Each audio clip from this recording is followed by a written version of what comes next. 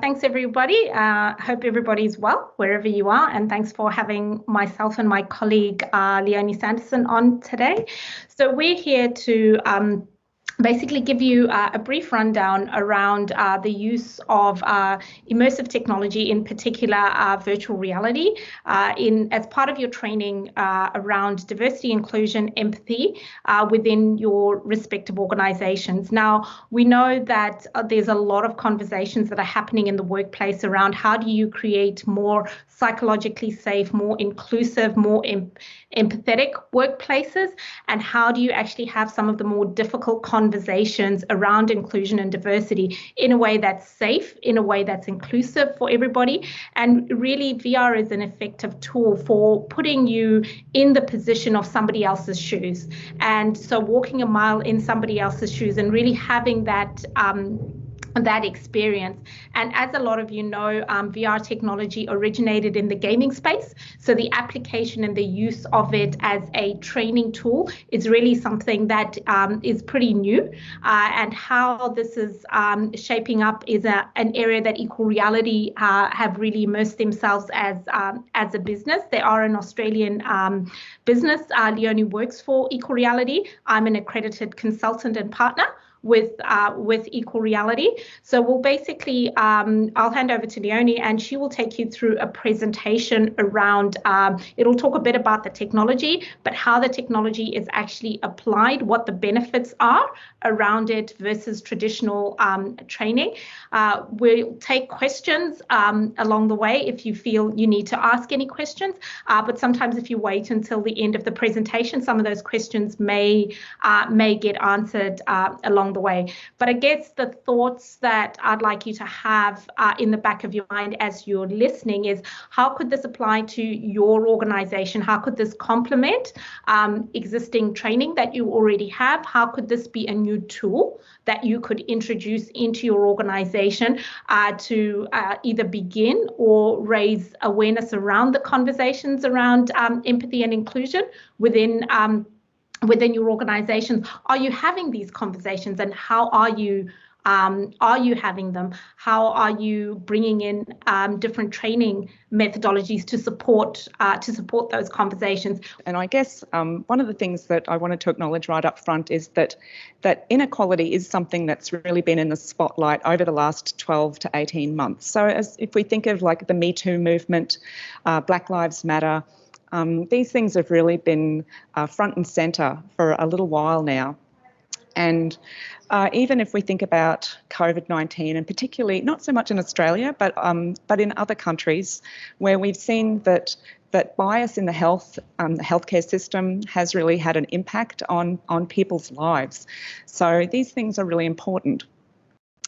McKinsey estimates that even with all the billions of dollars that have been put into the work around gender and gender equity and equality, that we've still got 200 years to go before we will see gender equality happen in the workplace. So what can we do to really make that a little bit of a shorter timeline? Virtual reality has been shown to really have a bit of an edge over traditional learning methods. So especially when it comes to memory. So people tend to remember their virtual reality experience a lot more than in their traditional learning methods. Yeah, Leonie, I'm just going to ask, can everyone else mute themselves if you're not talking? Just there's an echo in the background. If people could just mute themselves. Thanks. Thanks, Christine. Sorry about that. And they've also been really shown to reduce some of that bias, increase empathy, and lead to behaviour change. And that's and if you're interested in the research around that, then I would highly recommend going and having a look at the Jeremy Balanson the Immersive Lab at Stanford University, where you can see the research that's been happening around that and continues to happen. The way that we do virtual reality is that we try to embody the user. So we literally put you in the shoes of somebody else. So just as Christine said, it's about walking a mile in someone else's shoes. Here you can see, this is actually Christine trying on the headset. So you'll use a virtual reality headset. They come in a few different shapes and sizes these days. They're pretty portable. They don't need a computer to be tethered to anymore. They're pretty light and easy to use.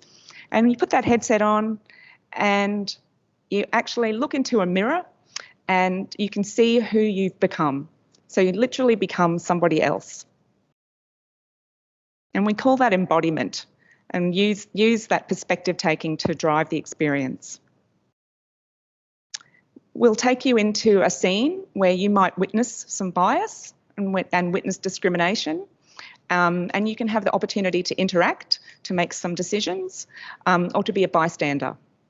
So, and this is one of the advantages that virtual reality really brings, is that you can practice in a situation where it's safe. So you can try out different things and see if they work, and have that avatar respond to you.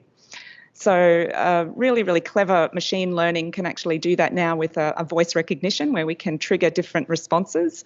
Our scripting is pretty good, so we can kind of cover off on most responses that people will get. In the way that voice recognition is working now with the technology is really shifting and changing. So we're seeing that as a growing and an innovative space all the time.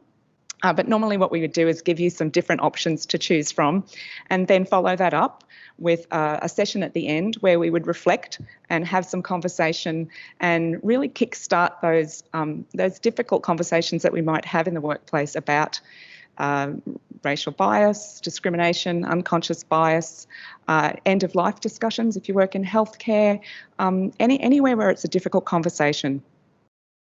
The results are pretty good. So, what we found is that empathy and using immersive techniques does really improve, that people feel that they really want to make a difference, that their behaviour actually has some shift, that the engagement is a lot higher. So it's that memory piece again, that people actually retain the content a lot longer than in traditional learning methods. So this is just a bit of this is a scene from one of the pieces that we've done recently with Viacom CBS in the US, and this one was actually focused on Black Lives Matter and some discrimination in the workplace.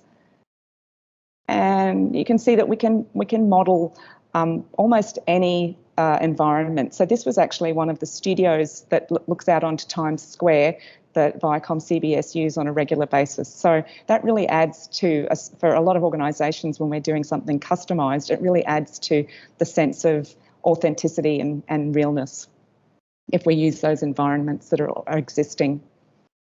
And we really do see that we can scale. So with COVID-19, we actually moved to doing some things in flat screen that could be generated on a laptop because people were feeling a little bit unsure about using headsets. And that's actually been really successful as well. So interactive experiences that you can generate from your computer. And this is just some of the things that people have talked about. So when they go through those experiences where they're being discriminated against, they feel it. They feel it as if it was happening to themselves.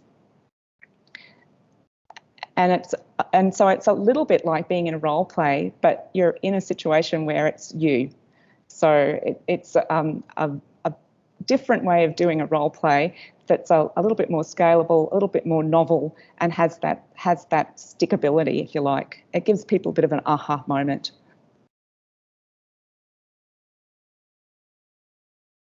And I guess the last thing is that it is a really new technology, and it's shifting and changing all of the time. And along with that is the price of things. So you can get a headset now. The Oculus Quest 2 comes in at about $399 US. They've become a lot more affordable. There are a range of different headsets, not just Oculus. There are a range of different companies who are making them, but it's shifting and changing all the time. So we're really seeing that this technology is becoming a lot more accessible to organisations across the board. So I really just wanted to keep it nice and brief today. That we want to move that 200-year time frame if we can, and I hope that gave you a bit of an overview of what the virtual reality is like. I'll stop sharing my screen. Thanks, Leonie. And the only thing I wanted to add on the end is that a lot of what we're seeing in the diversity and inclusion space, particularly is the conversations are at different levels in terms of that continuum. So you find that in the UK, the conversations around even the use of languaging in the workplace, the use of pronouns and things like that are quite mature, and they're quite embedded, and people have really adopted a sense of language and a sense of understanding around what inclusion and diversity looks like in the workplace, and what the languaging looks like. In Australia, I think we're still, rather at the beginning of that. Quite a lot of organizations have set about putting in diversity and inclusion strategies in place, but don't really know the practical application around it. So Leonie mentioned, some of the works that Equal Reality have done around end of life conversations for different multicultural communities. So I'm from a multicultural background, and you find that the conversations that would be culturally safe and supportive for me to have around an end-of-life process looks very different from even my colleague in an Indian space or somebody in an Australian space. Now, how do you then, as a manager or as a manager of a practice, I guess, implement how staff can, if you're running a nursing organization, for example, or a palliative care organization, how do you implement processes that actually support that diversity and that multiculturalism? So using VR, you can actually then have the experience of, being a bystander, being, in that person's shoes and taking on that persona of how you could have those conversations, and how then that experience translates into the changes that you would make. And that's the stuff that, my consultancy, Utano Consulting, get really excited about, is how can you then use this as a tool to actually lever the change within your organization? Because it's one thing to have the conversation, it's another thing to have the training, but then the next thing is, what is the corresponding action from that? And that's where we're seeing, organizations getting really, really stuck as to, so then what does this actually mean for me? How does this look different? So I've got, people that work for me that are of Muslim faith, people that work for me that are of Jewish faith, or people that work for me that are young mothers. How do I create an equitable system across the workplace that recognizes that diversity? And COVID has really brought in this whole flexible work arrangement. And so, as Leonie said, the past 18 months, this conversation is coming at all of you from very different fronts. And you see leaders and managers constantly struggling with, okay, how do I, first of all, raise awareness around my organization that this is happening? What instruments then, after I've raised the awareness, had the training, what then do I actually can practically do? Moving forward, because, having the conversation, as I said, is one thing, but what we really want to see is that conversation shift into some real actionable steps around that. And also, just one last point in terms of the VR learning itself, while we don't have longitudinal data yet, studies do show that the retention of what people have learned through this experience, they retain a lot of that information a lot longer, and the impact of it stays. The residual impact is a lot longer than traditional training methodologies would have.